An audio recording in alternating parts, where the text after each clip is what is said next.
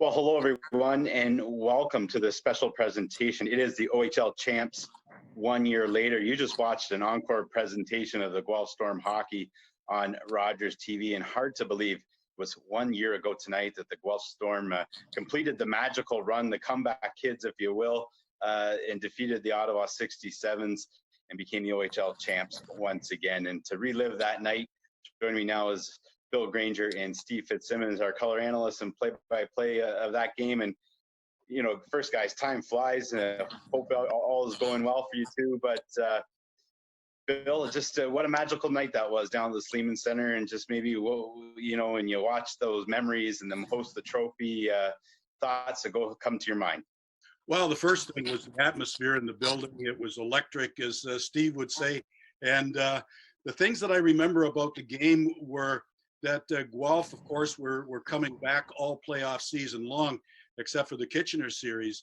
And they fell behind 2-0 after the first period of play. It didn't faze them at all. But what struck me in the comeback in this game is Dmitry Samorukov scored 51 seconds into the second period, as we saw. And that started a 5-goal outburst for the Storm before they were able to stop the bleeding. The 67s, that is, with a power play goal, I think, late in the period, 18:58 or something like that.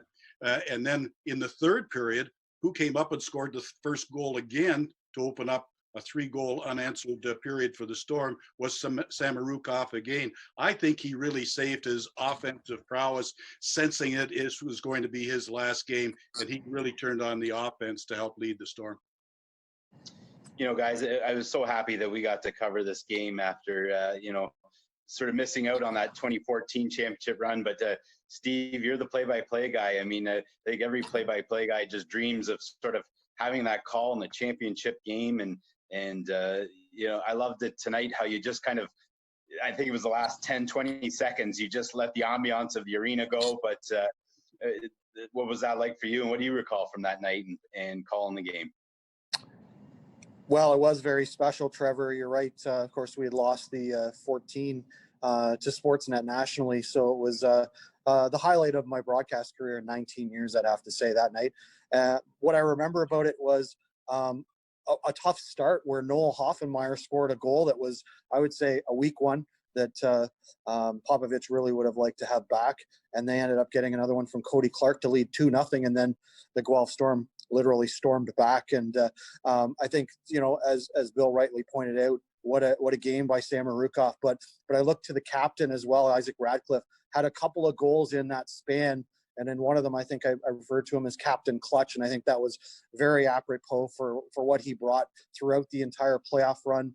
You know, his offensive scoring punch combined with Nick Suzuki was ridiculous. We obviously know that they played together as kids as well, and you could definitely see that chemistry all through the playoffs.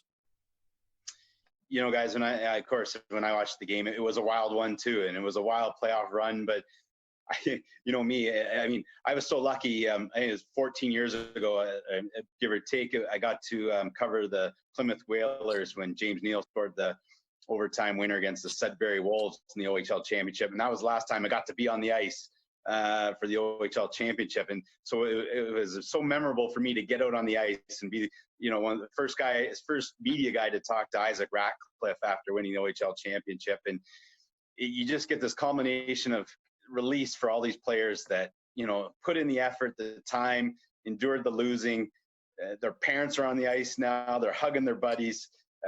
And you get to catch them in that raw moment. You get to see the parents celebrate those 20 years of sacrificing to try to get their kid to realize his dreams. And I love that, you know, half hour that we covered after the game as well, and catching all those sort of magical moments between friends, families, relatives out on the ice. Yeah, and Trevor, one of the things that I thought about in that moment was exactly what you said. Isaac Radcliffe, Cedric Ralph, who had been there since things were really rough and had seen everything all the way through to be able to culminate with that. I thought of people like Rusty Hammond, who we knew was retiring, and to be able to go out a champion as well. Oh, great memories indeed. Well, stay with us. We still have more to chat about. This is the OHL Champs 1 year later, right here on Rogers TV.